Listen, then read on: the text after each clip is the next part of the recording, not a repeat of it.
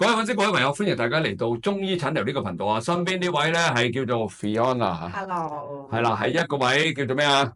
香薰治療師同精油調配師。係啦，咁亦都我係兩位小朋友嘅媽媽。係啦，咁呢位咧就唔係暫時未有小朋友，佢係單身咗。張醫師啊，大家都好熟悉㗎啦。咁好啦，嗱，今集咧有阿 Fiona 喺度咧，就想聽一聽咧阿 Fiona 咧分享一啲親身嘅經歷俾大家嚇。喂，請你開始啦，關於咩話？啊，我關於咧，其實每個人咧個腦咧都有咗個腦噶嘛。咁我咧其實好緊張自己小朋友嘅成長嘅。咁又發覺啊，其中一個小朋友點解條脊骨成日都歪嚟歪斜？嚇，咁細個會歪㗎？係啦，佢其實啱啱青春期嗰陣時咧，青春期嗰陣時啊，我就發覺佢好容易喊啊。哦，我唔知大家有冇啲小朋友係特別容易喊？有啲嗲啲咯。個情感好豐富，少少嘢講少少嘢佢就會喊。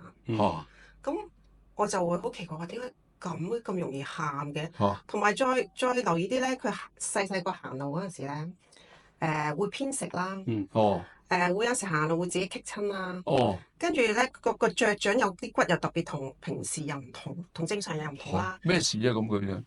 咁我唔係醫師，咁後尾而家到10期，啱啱青春期有好多問題發生，我就拜訪醫師啦，去處理啦，去做一啲復位或者一啲針灸。咁佢其實係咩啊？佢咁無端端做咩？佢又冇扭親，又冇成功復咩位啊？係啦，點解咁多問題咧？其實係關佢嘅脊柱側彎同埋壓住某啲神經嘅。例如佢個只要腸胃系統出問題咧，佢就壓咗大部分咧，壓咗第9節到第12節嘅嗰度個神經側彎咗，壓住嗰邊就會導致消化系統出咗問題。如果佢情緒有問題，就係佢個心又有偏食，又有容易爆喊或者情緒，因為佢壓咗嗰啲地方咧，我哋個大腸咧會釋放會製造好多嘅血清素，有穩定情緒嘅作用嘅。係啦。如果當個地方個血供養唔到佢個大腸度咧，壓住咗，得嗰啲神經壓住咗，佢就控制嗰啲血流咧就慢咗。當你嘅大腸長期缺血咧，佢就製造合成嗰啲我哋調節大腦嘅神經啲激素啊。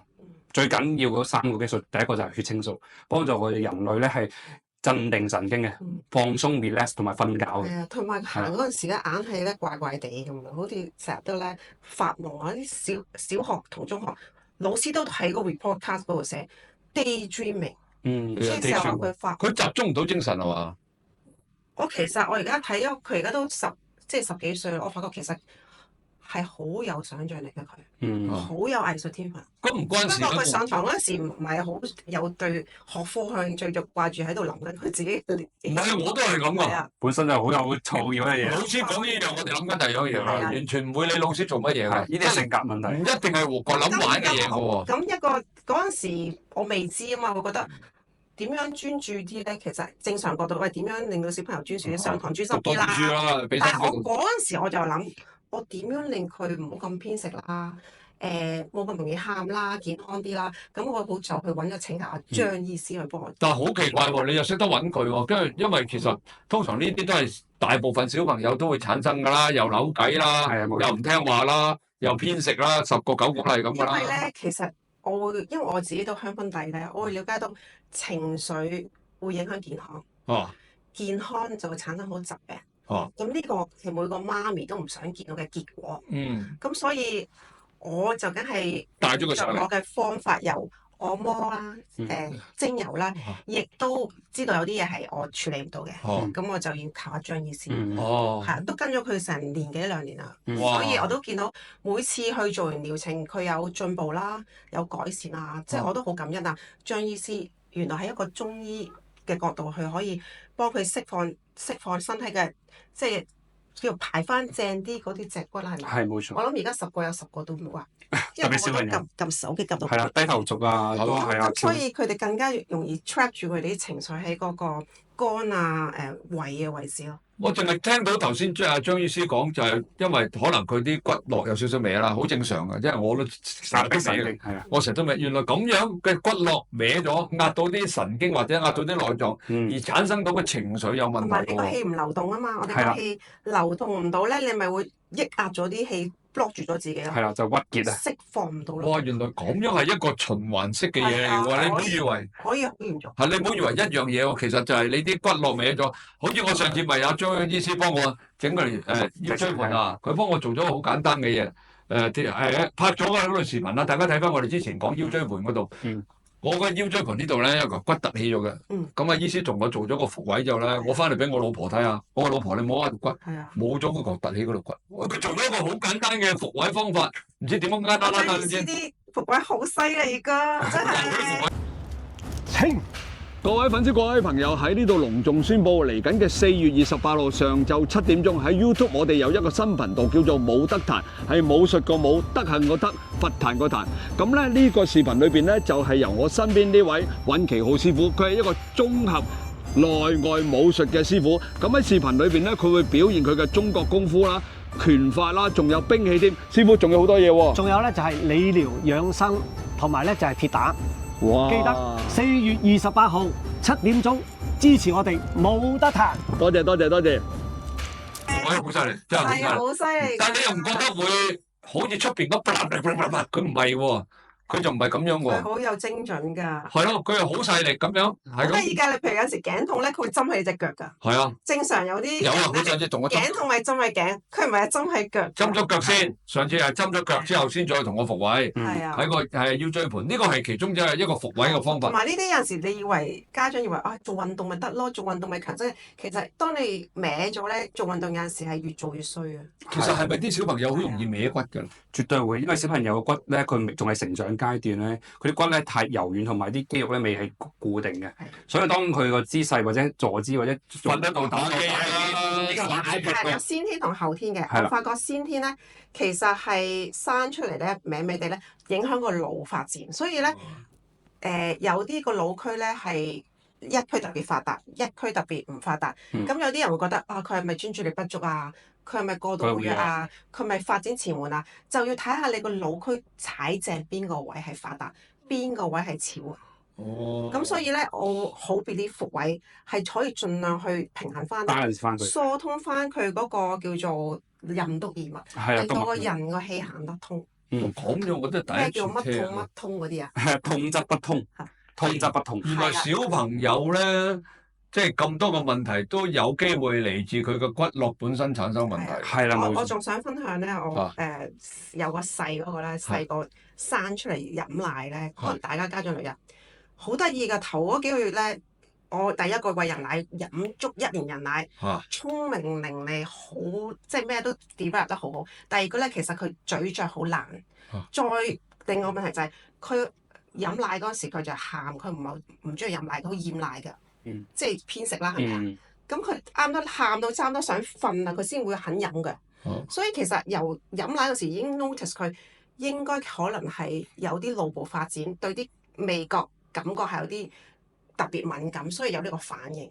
但係我係10幾歲先去察覺得到揾阿張醫師，同埋去真係去逐步去睇下點樣幫到佢咯。即係其實佢天生出嚟係個骨骼係有少少歪咗，即係可能你有啲敏感體質啦，敏感體質好有啲區域感性啊、敏感啊、特色啊、過度弱，其實好多種㗎。而家10個有1、2個都會係有啲特色。原來咁樣就係可能有機會就喺屬於阿張醫師要處理嘅各方面㗎啦。即係唔理你頭啊，即係唔理你骨骼啦，或者內臟啊，或者神經啊咁樣。以我嘅經驗咧，通常留意要偏食啦，對嗅覺敏感啦，或者係其實鼻敏感都算係一個敏感嘅跡象。好多時有鼻敏感嘅人咧，都係有過度活躍嘅。因為佢呼吸嗰陣時咧，個腦氧供唔到落個腦，所以佢哋係循環得唔係咁好，所以令到佢哋好諗嘢好跳。哇！原來我真係唔知喎，原來咁多關你事嘅呢啲嘢啊！咁多係身體嘅出咗問題先，係嘛？其實係啊，你唔講你個案，真係唔知道原來係小朋友嘅問題裏邊咁多都關呢啲中醫要可以處理到嘅嘢。相扣嘅係嘛？係啊，缺一不可。因為你呢啲睇醫生咪話你過度活躍咯，咪俾啲正藥佢食咯，冇嘢。甚至我有個 patient 佢長期食緊精神藥嘅，而其實咧佢唔係因為精神病，係真係佢哋本身係頸椎錯位，導致供唔到氧去大腦咧，長期咧出現嗰種情緒低落樂啊，甚至抑鬱啊嘅狀態。我睇原來你睇中醫可以睇到嘅，就唔使食呢個抑鬱藥啦，抑鬱藥食咗好傷身噶。冇錯，其實就係因為好多嘅身體結構咧，而卡壓到神經，影響到神經功能之後，佢開始內分泌失調啊，佢開始就先影響到情緒。佢啲只要激素佢唔平衡嘅時候，佢就人嘅情緒就波動好大。同埋咧，當個氣唔流通咧，你有啲經絡或者有啲手腳會冰冷，或者有啲區域會冰冷咧，係好容易去引發一啲炎症嘅產生。冇錯。而呢啲炎症產生咧，真係唔可以忽視，可大可小。哦。所以一定要係中醫嗰句啦，痛咩則痛啊。痛則不痛，係啦，不通則痛，所以一定要經絡常通啊。係啦。咁好啦，我想再問多句啦嚇，咁你即係對於譬如你之前啦未揾阿張醫師，你都有嘗試下用啲香油啊或者香精啊，咁嗰樣嘢幫唔幫助到咧？都會有嘅，我喺免疫系統上面去做支援啦，呼吸系統上面啦，情緒啦，因為香薰對情緒係好多研究報告咧，都有好好嘅實證。即係問一問，我夜晚擴香咯，我有陣時加落佢嘅沖涼液啦，同佢去親自按摩，俾我多啲愛嘅安全感佢啦，同佢做脊骨按摩啦，其實都會幫到手咯。但係亦都好多時有啲家長話：哎呀，我個仔好跳啊，定唔到啊，我都會做一啲着地嘅配方，例如根類嘅精油啦，根類係幫穩固地下噶嘛，就係而家啲人個個又撳手機啦，個個上網啦，其實佢哋全部嘅能量用晒喺個頭嗰度，着唔到地嘅，所以我會配翻一啲着地嘅精油，等佢可以企翻穩個人啦，條氣咧落翻地啦，瞓得好啦，好胡思亂想啦，其實用精油有啲似用中醫開藥方嘅，係啊，全部用佢個，只不過係唔食啫，佢係用聞嘅形式去聞嘅方式咯，吸收嘅經絡度揾。平衡啦，要幫自己。係嘛？聞其實一樣，即係其實你聞咗一樣嘢之後，你就成個人已經唔同。係啊，同埋你聞咗一啲接地氣嘅精油咧，你擺喺嗰度聞咧，你個人啊個身體會自然有種好想索佢嘅感覺。係啊，我頭先會自然咧會去索呢度味去。幫自己去吸，因為身體會自己去分析呢個味係我啱啊，啱咧佢就會勁索咯。係啊，所以好似呢啲咧，你落呢樽一樽咁樣可以索到幾耐啊？呢啲起碼都幾個月㗎啦。係啊，哇咁細樽就索到幾耐啦？因為搽少少已經好。你每次搽都係一蚊銀一個蚊銀去按摩咁就係啦。喺呢個位吸收。不過呢隻唔啱我，因為幫手瞓覺嘅，我唔中意呢隻。呢隻尤加利葉係嘛？尤加利其實對呼吸道最好。係咩？係啊，我覺得你頭先出嚟之後，我又覺得好舒服。嗰隻都係有尤加利。你都唔用配方嘅。係啊。即係佢唔係就咁全部尤加利嘅，即係加咗好多。加咗。佢配方中藥開唔同嘅味一樣，有個效應咯。喂，咁下次啲粉絲嚟揾你睇完之後，譬如推骨啊、按摩穴位乜都好啦，whatever。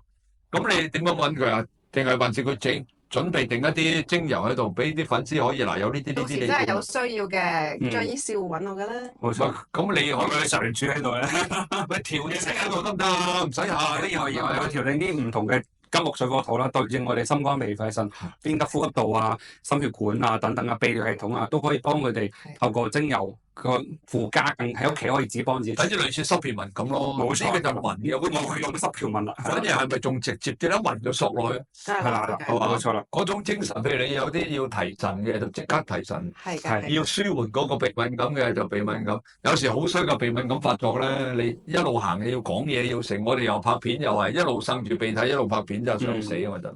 咁而家識到你咪好咯。係啊，袋定屍喺袋。係嘛？可以夠用嘅。喂，咁工作又唔錯咯喎，已經講咗咧。其實如果你身邊嘅小朋友或者你自己嘅小朋友啦，即係whatever你幾歲到10幾歲都係小朋友啦。咁呢啲有問題嘅話咧，亦都可以上嚟揾阿張醫師啦。係啦，亦都可以攞啲精油去搽喎，呢啲呼吸道舒緩㗎。係啦，可以攞啲翻去啊，去搽啊咁樣，就幫助到你各方面啦。即係等於你食咗濕片紋咁啫嘛。一樣係啊，一樣啫嘛，係嘛？即係各有各啦，啲係食落肚嘅，有啲唔中意食落肚嘅就聞呢啲嘢，咁亦都可以幫助到大家啦。都好喎，因為打好我哋個免疫系統啊，係嘛？同埋啲排毒系統都會有幫助。冇錯。咁啊，即係總之就係各方面嘅配合啦。係啦，冇錯，綜合性。